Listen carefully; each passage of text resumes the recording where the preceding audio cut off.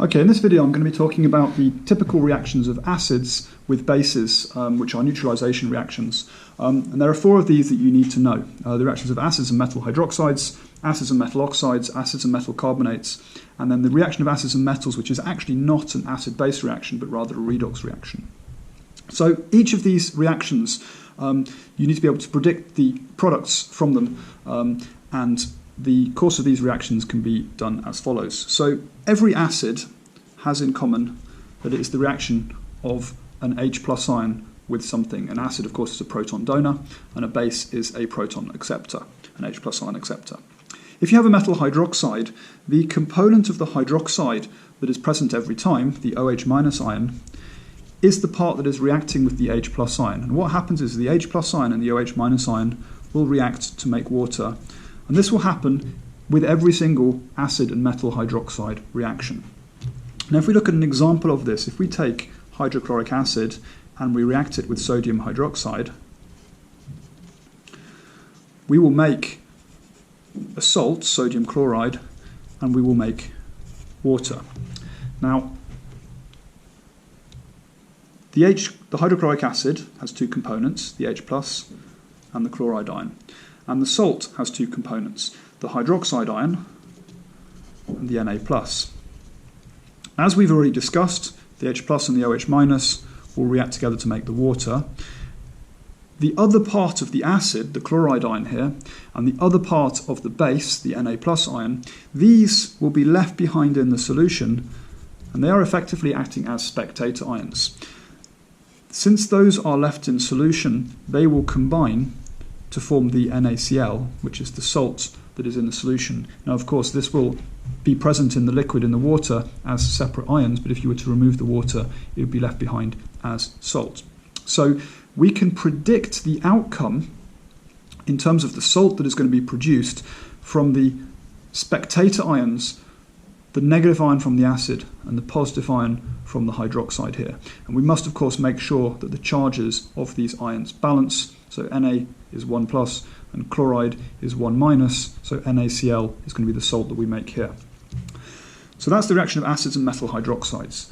The reaction of acids and metal oxides is very similar. Once again, the acid is providing H+ ions, but the metal oxide this time is providing oxide ions, O2- ions. Now, oxide ions have a 2 negative charge, so in order to react with those, we're going to need to have two hydrogen ions, H+ ions, in order to cancel both of the electrons on the oxide ion. And again, two H+ ions and an oxide ion will combine to make a water molecule. And this will happen in every single reaction of an acid and a metal oxide. So if we use an example once more, if we take nitric acid, HNO3, and we react it with a metal oxide, for example, aluminium oxide, which is Al2O3, we will make a salt and we will make water. Now the salt we're going to make is from the aluminium and the nitrate.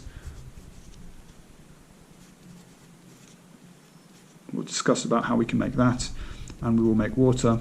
Now this reaction is not balanced at the moment.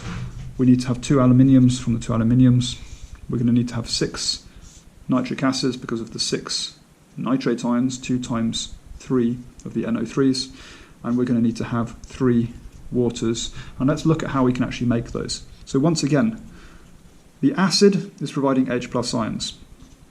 The spectator ion, the negative ion, is the NO3-. The oxide is providing O2- ions, and the spectator ion is the metal positive ion Al3+. Now, in aluminium oxide, we can see that we've got 2 aluminiums, and we can see that we have 3 oxide ions. Since we have 3 oxide ions here, we're going to need to make sure that we've got enough hydrogens to react with these.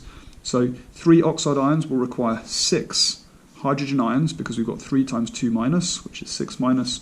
So we must have 6 times 1+ in order to cancel, in order to make our 3 water molecules. The nitric acid, if we have 6 hydrogens, we're going to have 6 nitrates, and we've already said that we've got the 2 aluminiums from the aluminium oxide. These, again, will be left behind as spectator ions. So we will have 2 Al3 pluses and 6 NO3 1 minuses left in the solution. And these will combine, or these will, if you remove the water, they will combine to make the salt that is left behind. Now, we can simplify 2 and 6 to have a single aluminium and 3 nitrates, and then we just need to have a coefficient of 2 in order to provide all of the ions that we need here. Okay, so again, we can predict the salt that we will make after we've balanced the hydrogens and the oxides to make the water, and then we know how many of the spectator ions we need to combine together to make the salt in the solution.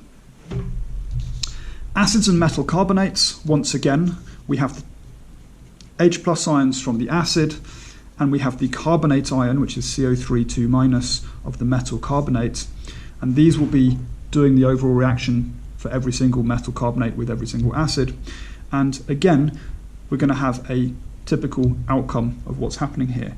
Now, the way in which we can imagine this is we can separate our carbonate into 2 components. We can use the carbon and 2 of the oxygens to make carbon dioxide, and what that leaves behind is 1 of the oxygens with the 2 negative charge, i.e. an oxide ion. Now, that oxide ion will behave exactly the same as the oxide ions we just talked about before, in that it will react with 2 of the hydrogen ions to make water.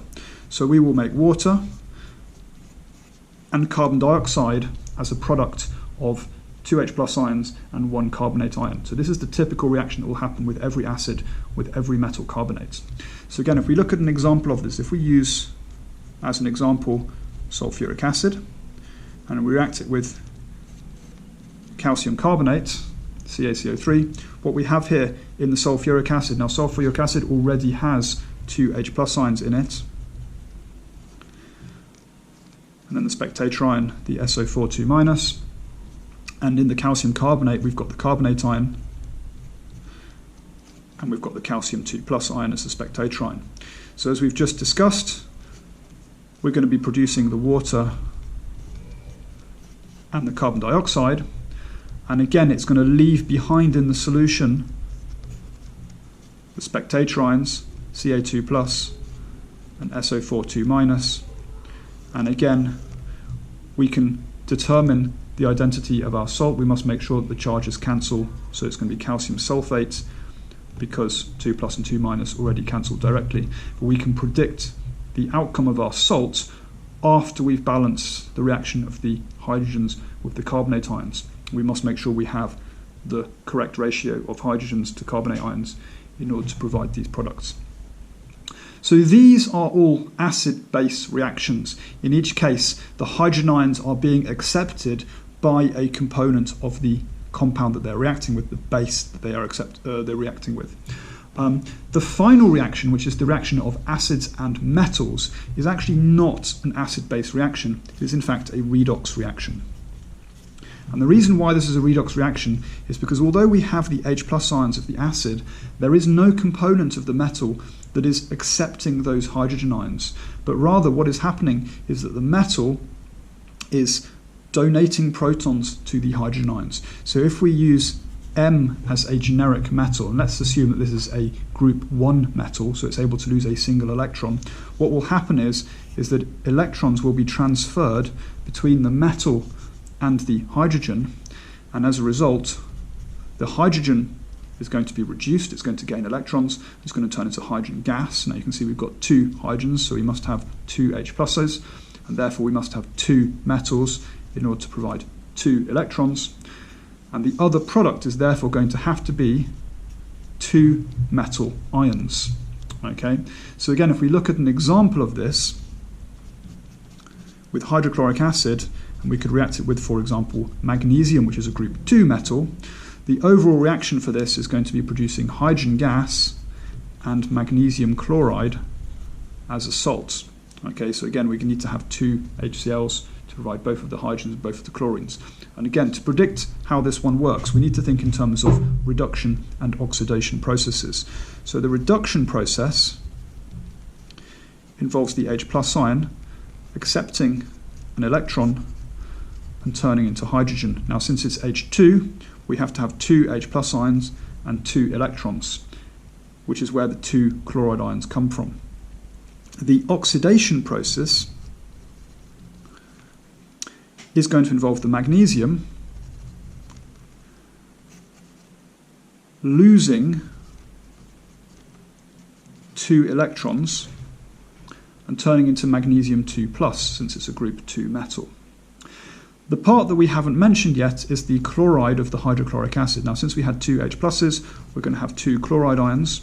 Those 2 chloride ions remain unchanged in the reaction. They are spectator ions. And so what we have now is the Mg2 plus and the Cl minus, or the 2 Cl minuses, forming the salt, which is going to be magnesium chloride. And once again, we have to make sure that the charges balance. So we've got 1 magnesium and 2 chlorides because of the ratio of the charges. So this is in fact a redox reaction, not an acid-base reaction, because nothing is accepting the hydrogens. Instead, the metal is transferring electrons onto the hydrogen, i.e. it is displacing the hydrogen out of its compound, which in this case is the acid. Okay, so to summarize, all of these are neutralization reactions. They are all neutralizing the acid. However, these 3, hydroxides, oxides and carbonates, are acid-base reactions, and this 4th one here is a redox reaction.